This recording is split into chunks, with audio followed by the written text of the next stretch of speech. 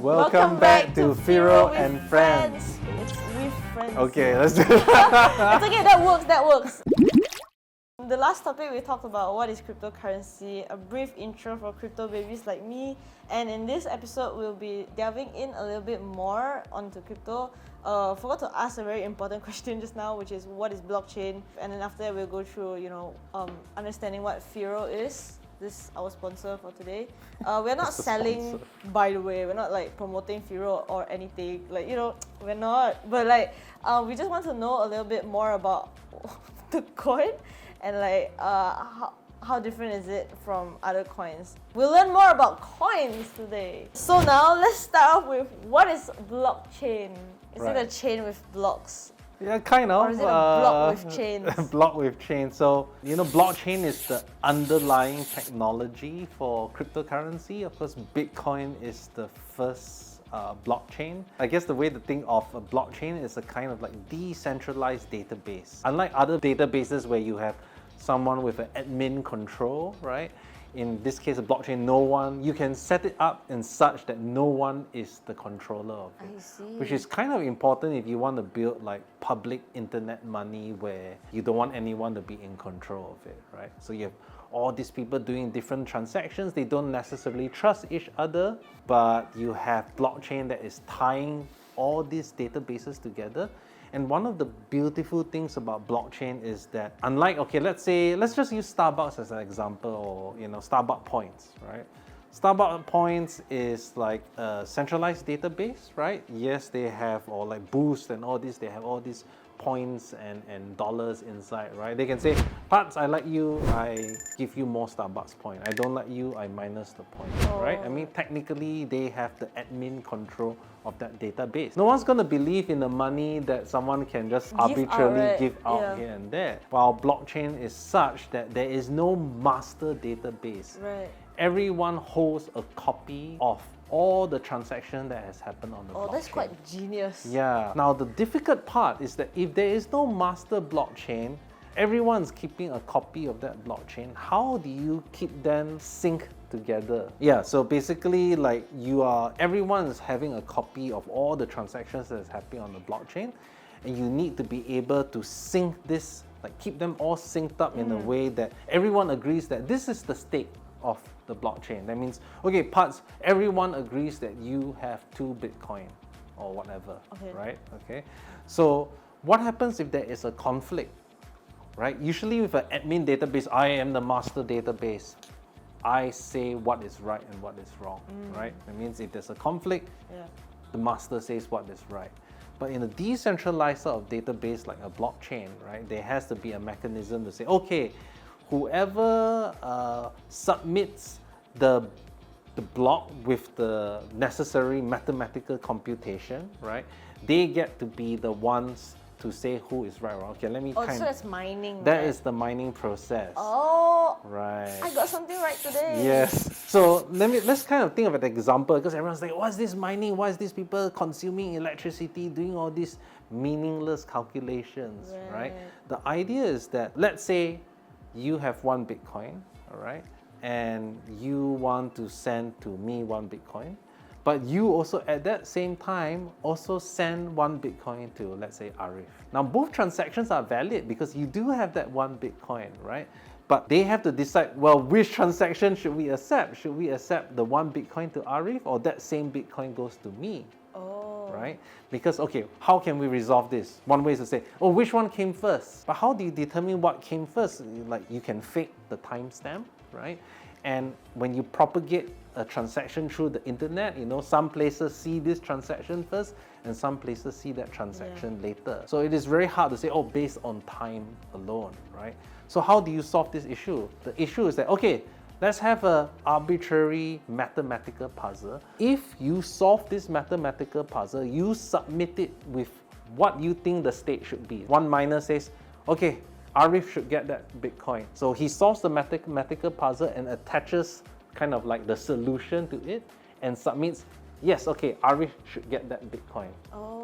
So because he has solved that puzzle, and this puzzle is quite special in the sense that it has a lot of work to find the answer, but it is very fast to check the answer. So one way to think about it is like, okay, what kind of puzzle is hard to do, but very easy to check? So let's say I have a bunch of different colors of paints, all right? Okay. And I say, okay, like this color green. Okay. Okay.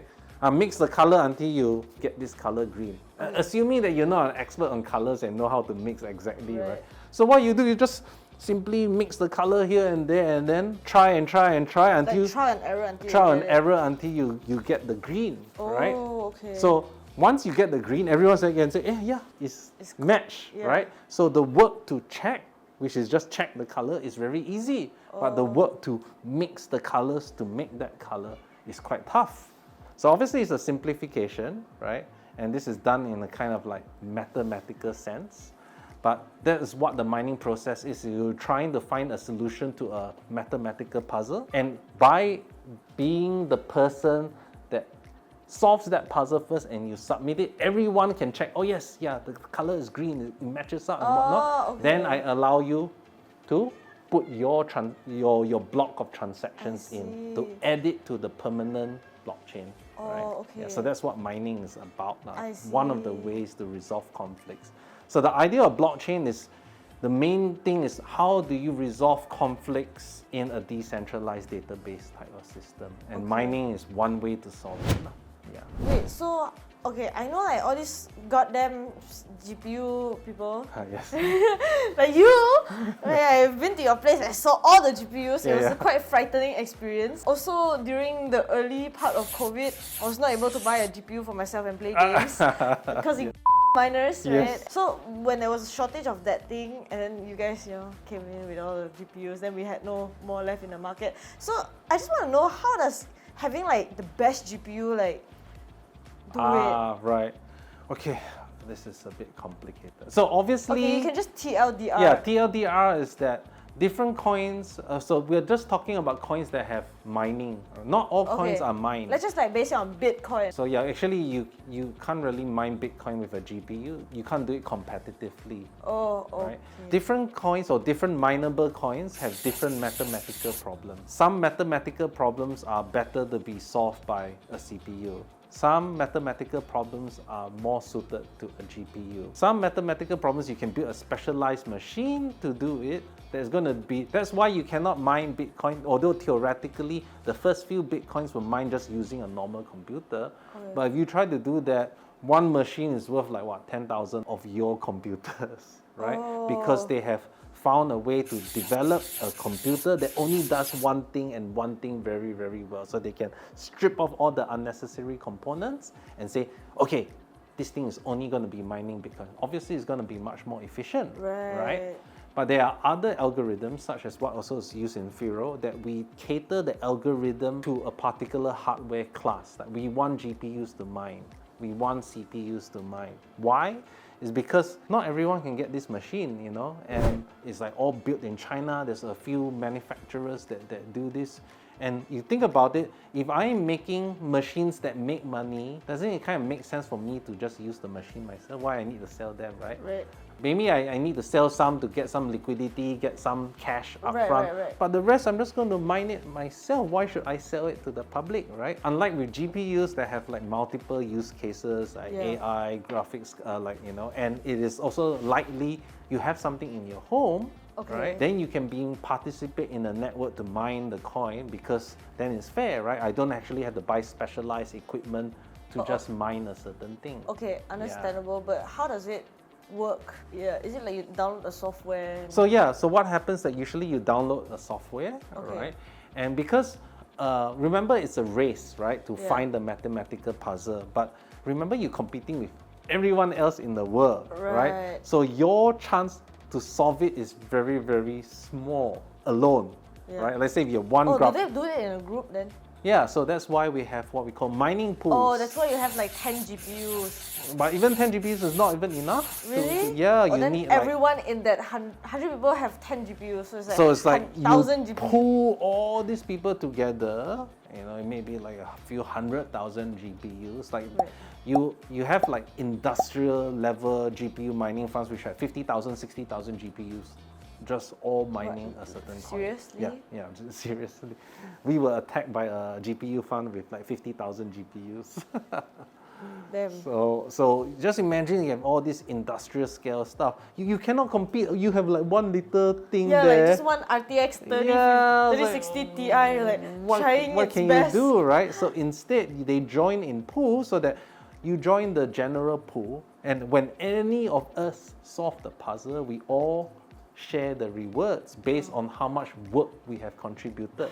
So obviously, my little one is contributing a little bit of work. It may not have found the solution, Right. but I have done some work. It can be verified, and I get a portion of the reward. Is it worth it though? Most of it now, I wouldn't recommend it. Right? Yeah. I feel like it doesn't make sense because GPUs are so expensive nowadays as well. Like, Last time when during the heyday, like this was like what 2017, 2018, you could break even in a month or a month and a half. So I got all my guy friends together and like, hey, you want to build the gaming PC of your dream? You buy this, you mine it, and then you tell your wife this is investment, right?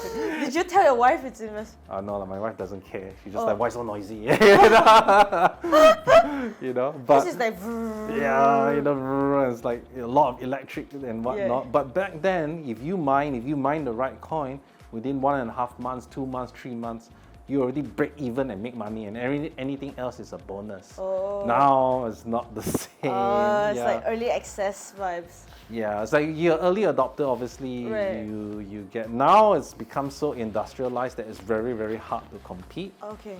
So if you have your existing GPU, there's nothing, you just want to learn, get some coins to like play with and whatnot and just learn, yeah, sure, go ahead and do that. So that's how they do it. Yeah, but if you want to, let's say, like be a competitive industrial level miner, then you need a different type of setup. You need a warehouse, you need all these type of things. That's crazy. Yeah. You can be a home miner, but just consider it as a hobby. Not as something that's going to make you a lot of money. Yeah. Okay, that's enough for blockchain and mining. Yeah. I think that's good enough for the crypto Yeah, babies, for right? that bit, yeah. Yeah. Okay. So, did you make money from the mining? Yeah, a lot. A lot? Yeah, quite Okay. Anyways, next question. As the founder of Firo, right? yeah. Co-founder. Co-founder of Firo, Yes, right? How do you even make a coin? Do you just like come up with like, okay, here's a mathematical question.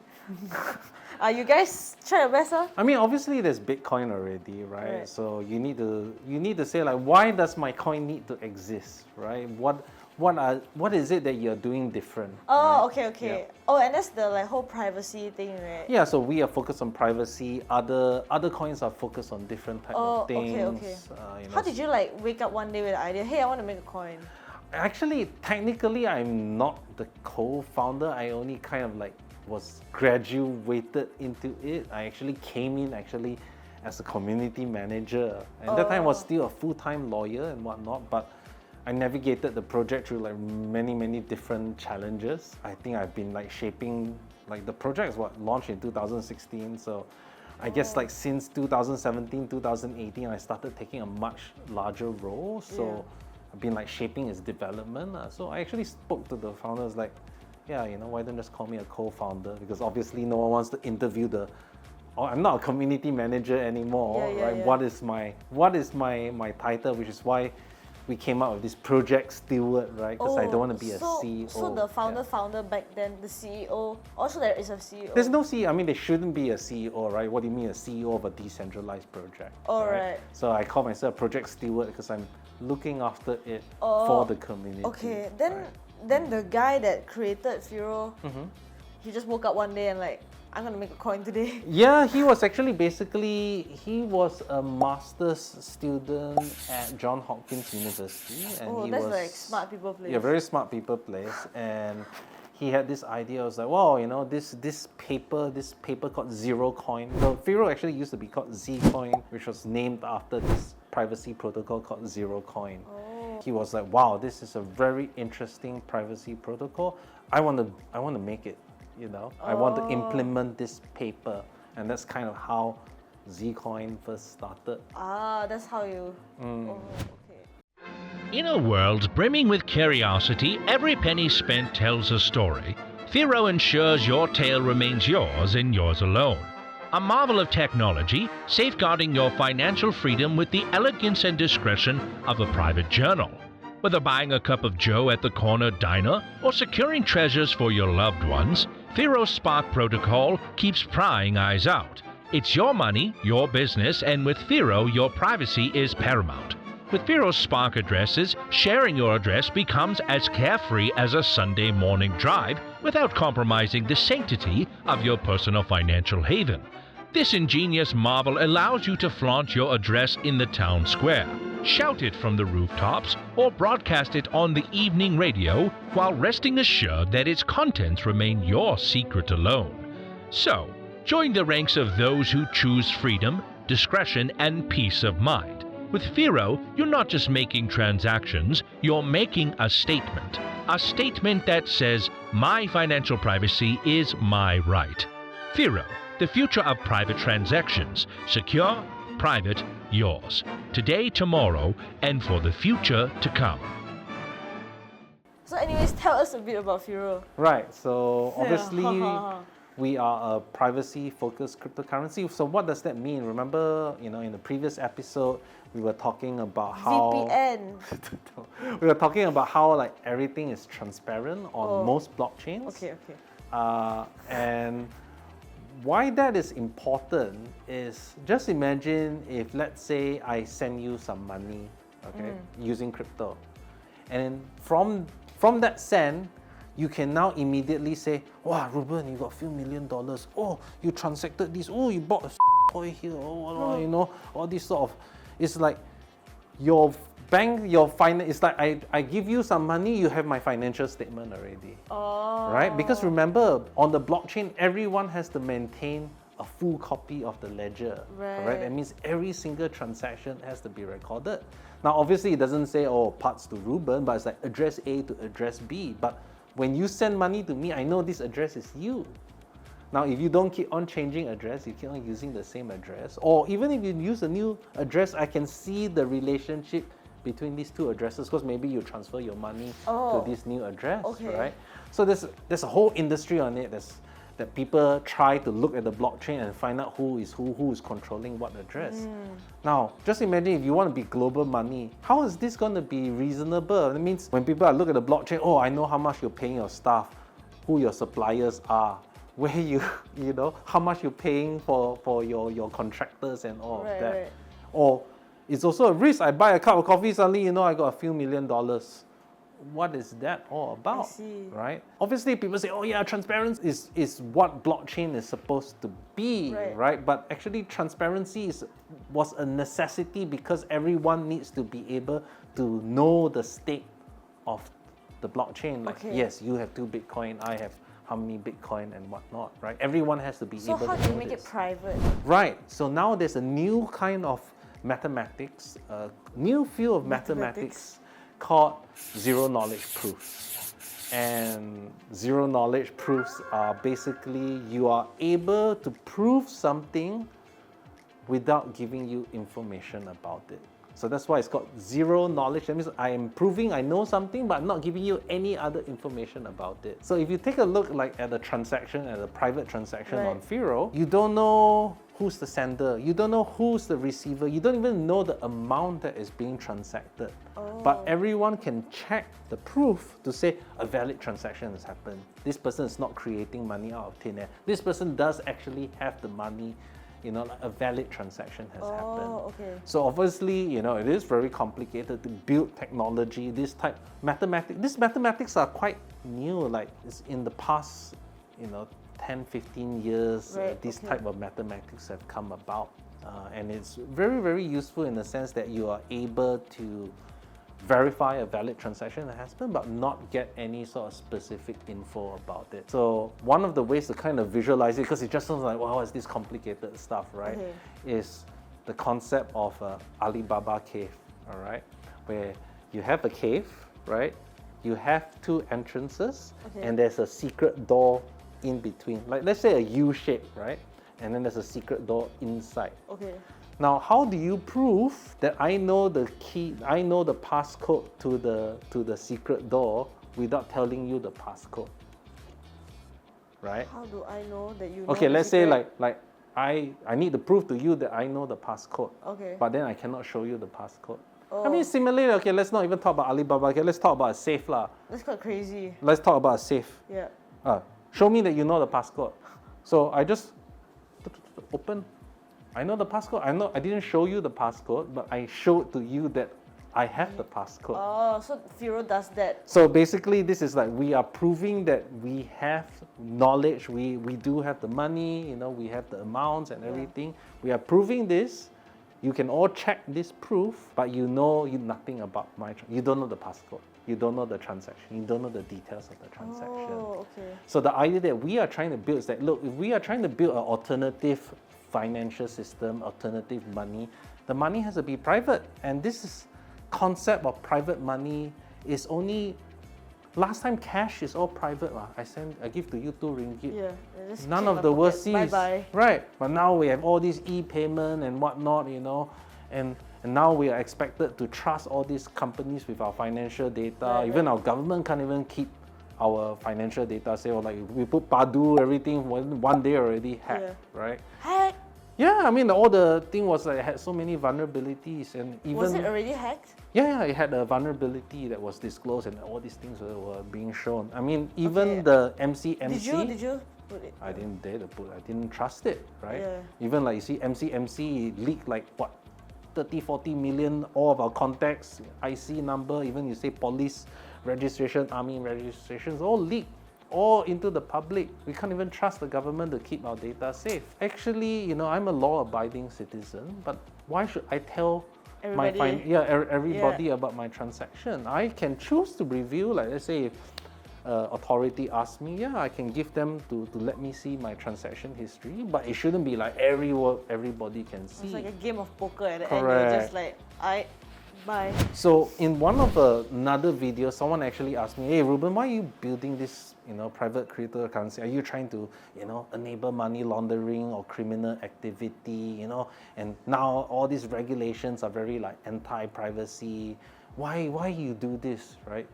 Are you like, you know, seeing some dystopian future that you know you're, you know, Dystopian future, guys. Whoa. And my answer to that is that actually we are already going into it, right? Like, have you heard of e-invoicing? Yeah. Yeah, we heard about it. Just imagine every single transaction that we do, whether I buy a char kway teow or something, is going to be submitted directly to the Inland Revenue Board. Every single transaction. That means every single economic activity is being submitted to the Inland Revenue. Just imagine how powerful that information is. Right. And let's say if more money becomes digital, right? And you know, we've seen how US sanctions work, you know, it become a weapon. I don't like you, block you here, block you there, whatnot. Then it's like your money is not your own already, right? And because there's a target there, I can freeze your assets, you know, just because I'm fall on the wrong side of the political spectrum. Right. So even though you trust the government of the day, what if governments change, administrations change, right? So there shouldn't be this thing where we are moving to a state whereby all our money is under control, you know, and that is very scary because then if an authoritarian government comes into play, how are we going to fight? How are we going to protest if we can be just cut off our financial means? Because they know too much. They can just lock you down for whatever reason. I Yeah. mean, like even our own government, we see They do that, right? MACC is being used like a political weapon. MACC? The Chinese anti-corruption. Association- Oh. not CCP. So I guess there's this misconception that privacy is for illicit things, but like, you know, like even there is a war not just on private payments, but also on the sanctity of our chats, right? When you WhatsApp someone, when you send a text message, why should the government know everything about me, right? I want to keep it between us. It's not because I have anything to hide. It's because, you know, that's my privacy. You have none. Why should you know about this? Is it just to, and it's often used to justify, oh, we're using it to prevent crime and all these type of things, when the evidence actually shows, there's so much research that shows that all these things doesn't really prevent crime. It doesn't really stop. If you say that I'm going to monitor this, then the actual criminals will just use something else, right? It's like, it doesn't really make sense to undermine the privacy of everyone. Yeah. just because you are solving crime here. So that's the same with privacy coins. There's actually, you look at the studies. Are there a lot of privacy coins now? They are, I would say, a handful. As a portion of the entire crypto market cap, we are, I don't know, several $1 billion worth. I mean, not just Firo, but like the entire space, right? But as a percentage of the entire cryptocurrency market, we are it's considered small. Like Yeah, how because small people is that? don't, I don't know, less than 10%, 5% or something like that. Yeah, because there are so many other projects that are doing different things, and most of them are completely transparent, right? Because they don't want to take the additional step to do privacy and all that. So we focus on privacy. Okay, how about okay, it's a coin, right? Yes, so let's it's a say I invest like 100 ringgit, Okay. right? And if the coin value appreciates, Yeah, then you make money. then I make money, I mean, right? you sell, then it makes money. Okay, so that is buying and selling Firo. What Yes. if I want to use Firo technology in my every other transaction? Does it work? So right now, I mean, obviously it's like Bitcoin, right? You Yeah. have to find the person that accepts Bitcoin or Firo. Right, And actually, right. Firo, there is a lot of places that, like, if I want to travel, I want to buy flights, hotels around the world, you can go to this website called Travala, and you can book at really good rates and just pay directly in Firo, and they'll do whatever conversions in the background.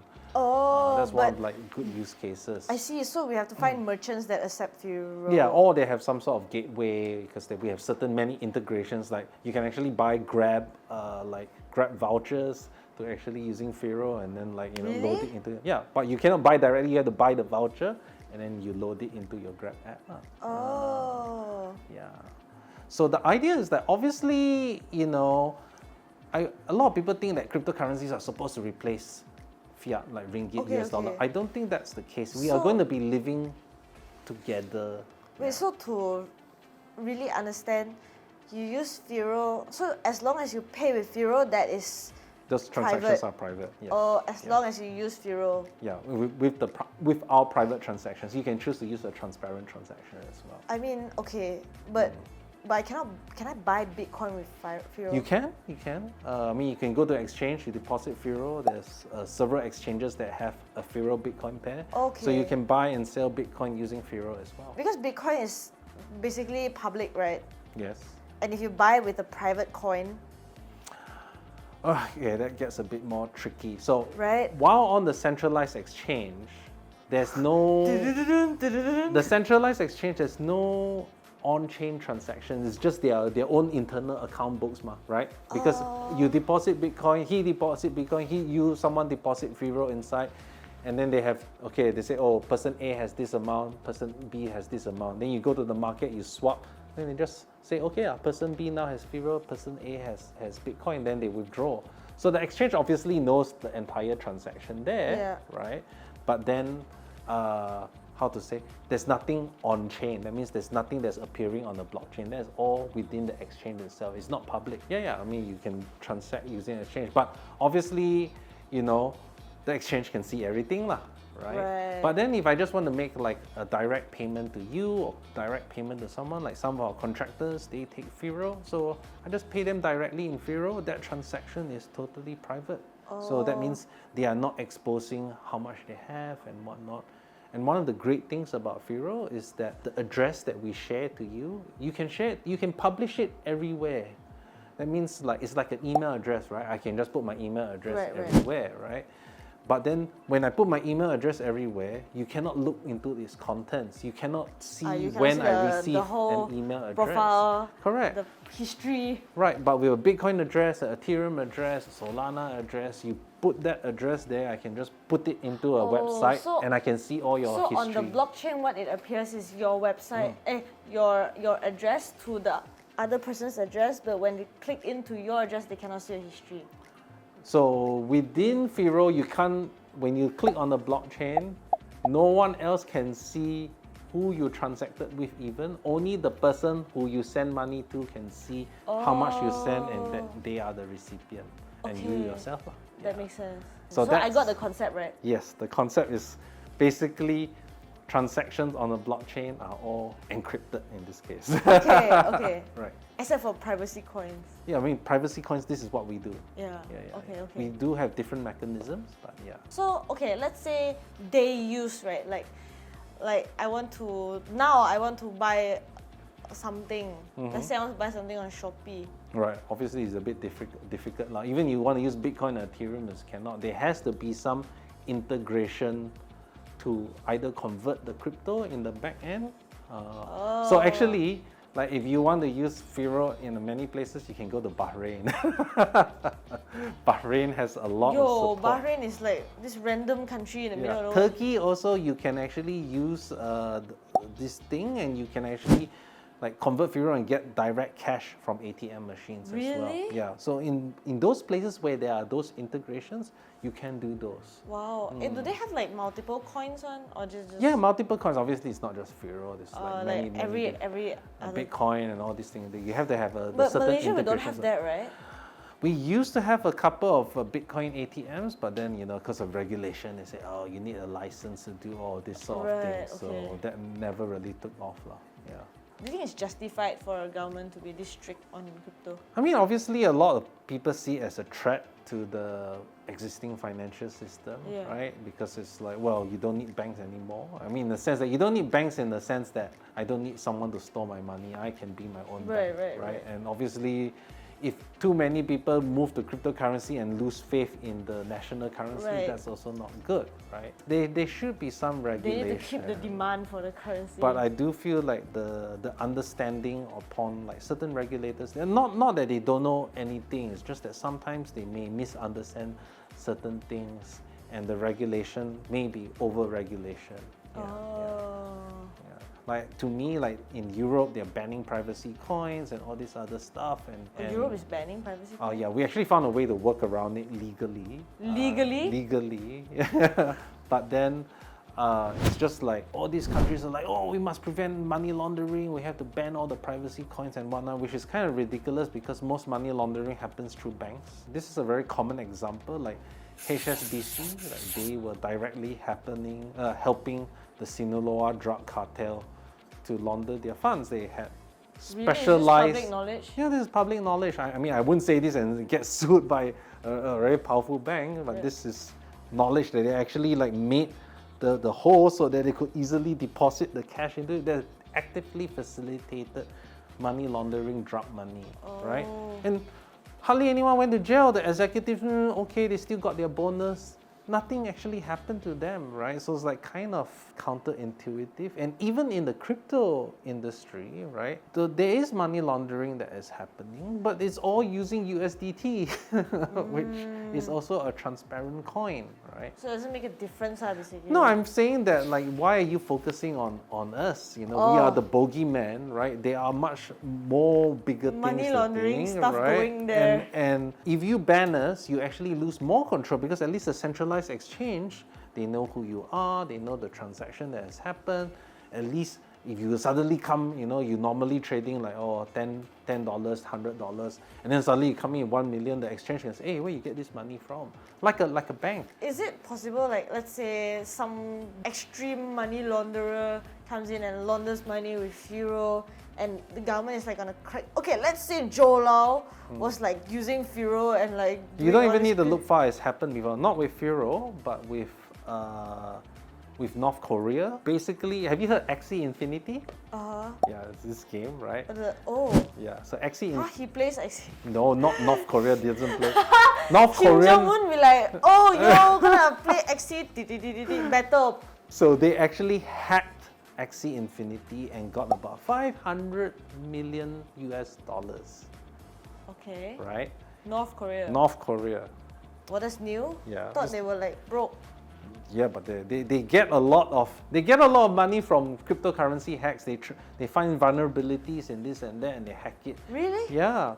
Oh. So obviously they I had. thought they were all like, you know, dealing with starvation and basic needs. Well, I mean, this is to fund their stuff, lah, right? Oh, okay. Just imagine $500 million, and this was all, and then they converted it into US dollars, USDT, right? And then they used a tool called Tornado Cash to try and hide their proceeds and whatnot. They didn't do it perfectly, which people knew like, oh yeah, this money obviously because it's such a big amount, Yeah, right? But yeah, it's like, well, why don't you shut down Ethereum, which USDT is moving on? Why don't you shut down USDT? Why look at the privacy coin, right? It's like there's no evidence to show that privacy coins are actively facilitating money laundering. Obviously, some people use it for that, but there's no real evidence, and there are so many other big things that are happening, which your analysis, well, North Korea did it, so what are you gonna do? Okay, let's just say, right, like, back to my question, right? Yeah. Let's say Joe Lau was using Firo to like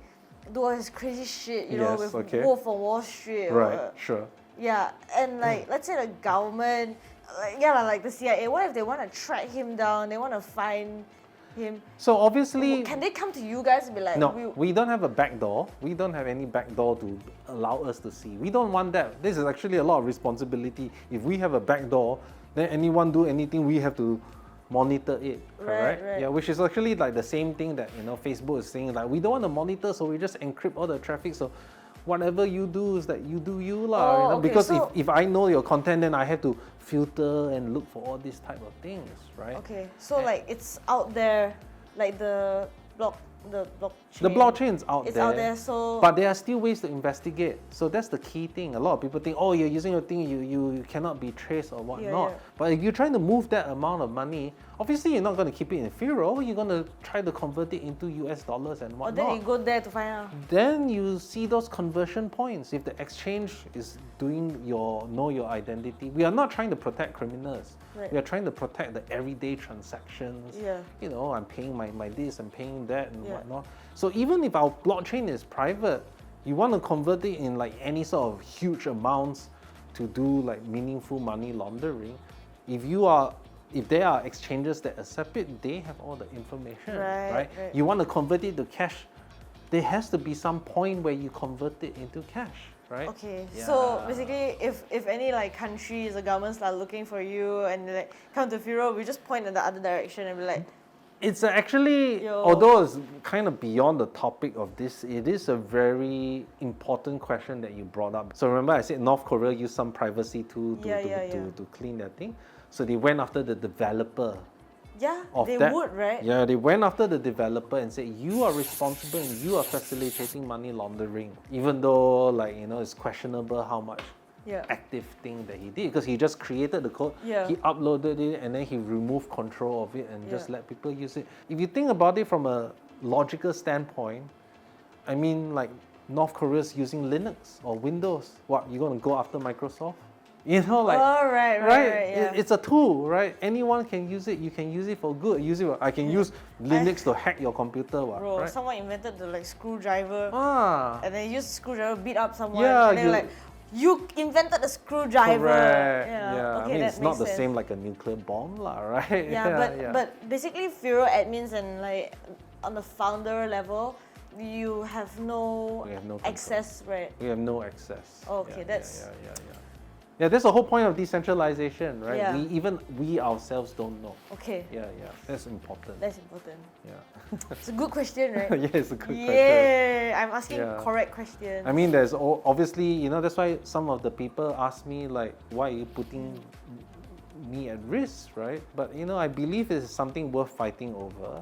I'm not doing anything illegal. Yeah. Especially when we move into, where everything is being surveilled, where all our money transfers are being surveilled. I had a very bad experience with our own tax authorities.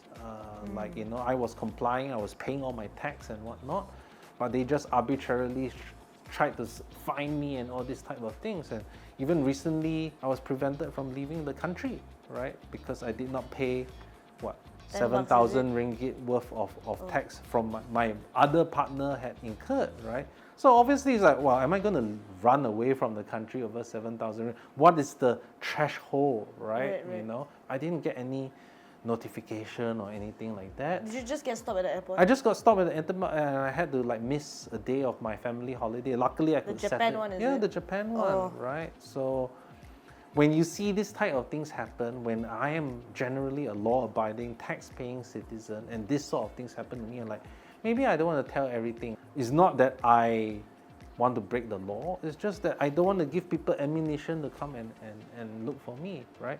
If I am rich, why should I tell everyone how rich I am or what transactions I do and what not, right? And a lot of people say, oh, you know, you have nothing to fear if you have nothing to hide, right? This is one of these flawed kind of reasoning. Yeah. You know who said that? It was Goebbels, who was like the Nazi propaganda Bro, chief. Yeah. Goebbels said that? Yes, yeah. Okay. So yeah, good introduction. Very technical. It's a bit of a longer episode, this one, but I think it was more technical and there are more stuff to be learned. So, crypto babies, congratulations if you finish this episode. You have now graduated into crypto toddler, right? Now we know how privacy coins work, how Firo works, and we talked about how privacy coins are accused for being money laundering tools, and we debunked that. Yeah. And we actually explain on how actually it works. Yeah. Why we need privacy on the blockchain? You know, there are other coins besides Bitcoin. Yeah. And we also talk about mining and all of those things. I'm actually getting very invested into this whole thing, even though I came in thinking, oh yeah, Bitcoin, it's just something then rich, right? Hope you guys enjoyed this episode of Firo with Friends. We will have more episodes coming up, and hope you guys learned something today. All right, yeah. Oh yeah, talk about the community thing. Oh yeah, so if you want to learn more about Firo, just learn in education. We are a very welcoming community. You can join us on our Telegram group, our Discord group. They all link to each other. We have forums, and if you have improvement suggestion, if you're a coder or if you are have a local community that you want to talk, want us to talk or support your event, just let us know. So I guess the links will be somewhere below. Yeah. Right. So yeah, that concludes our episode for today of Firo with Friends, titled "What is Firo?" I will see you guys in the next episode. So goodbye, crypto toddlers. See you in the next one.